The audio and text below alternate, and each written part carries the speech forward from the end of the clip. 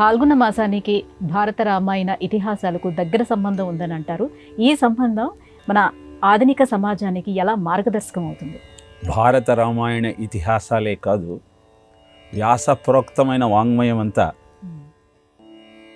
జనజీవనానికి మార్గదర్శకమవుతూ కాలంతో అనుసంధానమై అద్భుతమైన విజయాలను ఎలా సాధించాలో తెలియజెప్పే విజ్ఞానమే. లంకలోకి ప్రవేశించిన తరువాత రామదండుతో సహా రామచంద్రమూర్తి రామరావణ యుద్ధం ప్రారంభమైంది. ఈ రామరావణ యుద్ధం ఎలా ఉంది అంటే, రామరావణయోర్ యుద్ధం రామరావణయోరపి అని, దానికి ఇంకా వేరే పోలిక లేదు, రామరావణ యుద్ధంలాగానే ఉన్నది అని వాల్మీకి వ్యాఖ్యానం చేస్తారు రామాయణంలో. అది ప్రారంభమైనటువంటి ముహూర్తము ఫాల్గుణ బహుళ పాడ్యం. అనంతరము రావణ సైన్యంలో ప్రముఖమైనటువంటి సైన్యాధ్యక్షుడు ధూమ్రాక్షుడు హనుమంతుని చేతిలో హతమైన తిథి ఫాల్గుణ బహుళ విదియ. ధూమ్రాక్షుని మరణం తర్వాత వజ్రదంష్ట్రుణ్ణి పంపిస్తాడు రావణాసురుడు. ఫాల్గుణ బహుళ విదియ నాడు అంగదుడి చేతిలో మరణిస్తాడు ఆ వజ్రదంష్ట్రుడు. అనంతరము అకంపనుణ్ణి పంపిస్తాడు.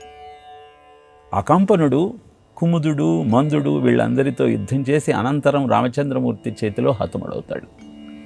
అతను చనిపోయినది ఫాల్గుణ బహుళ చవితి. ఇక రావణ సైన్యానికి సర్వసైన్యాధ్యక్షుడైనటువంటి ప్రహస్తుడు మరణించిన తిథి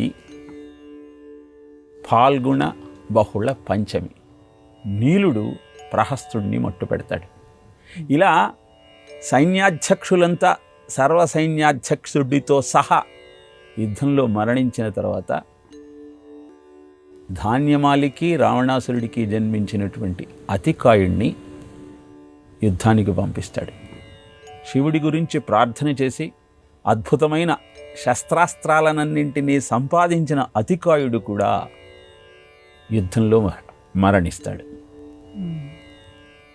అనంతరము ఇంద్రజిత్తు లక్ష్మణుడితో తలపడతాడు ఫాల్గుణ బహుళ ఏకాదశి నాడు. 3 రోజుల పాటు సాగుతుంది ఆ యుద్ధం.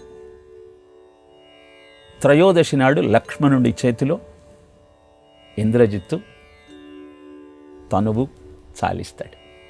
ఆఖరిగా ఫాల్గుణ అమావాస్య నాడు రామచంద్రమూర్తి చేతిలో రావణాసురుడు హతుడవుతాడు. ఇలా ఆసురీ సైన్యాలన్నీ ఫాల్గుణమాస బహుళపక్షంలో అంతమైతే కొత్త సంవత్సరం ప్రారంభమవుతున్నటువంటి శుభముహూర్తంలో చైత్రశుద్ధ నవమి నాడు ఏదైతే రామచంద్రమూర్తి జన్మదినోత్సవమో ఆ రోజు సీతారాముల కళ్యాణం జరుపుకుంటూ సంవత్సర అంతంలో మనలో ఉన్న ఆసురీ శక్తులనన్నింటినీ అంతం చేసి కొత్త సంవత్సరంలో కొత్త ఆలోచనలతో కొంగొత్తమైనటువంటి ఊహలతో తిరిగి జీవితాన్ని ప్రారంభించి ధర్మ పథంలో ముందుకు సాగితే విజయం సాధించగలవు అన్న సత్యాన్ని రామాయణం తెలియజేస్తే దానిని ప్రోత్సహిస్తూ భారతంలో ధర్మరాజు జననము భీముడి జననము ఫాల్గుణ మాసంలో జరిగిందని తెలియజేస్తూ ఉన్నది వాంగ్మయం. ధర్మరాజు ఫాల్గుణ బహుళ అష్టమి నాడు జ్యేష్ఠ నక్షత్రంలో జన్మించాడని ఒక ఐహిత్యం ఉంటే, జ్యేష్ఠమాసంలో జన్మించాడని ఇంకొన్ని కల్పనలు ఉన్నాయి. భీముడు మాత్రం ఫాల్గుణ శుద్ధ త్రయోదశి నాడు మఖా నక్షత్రంలో జన్మించాడు.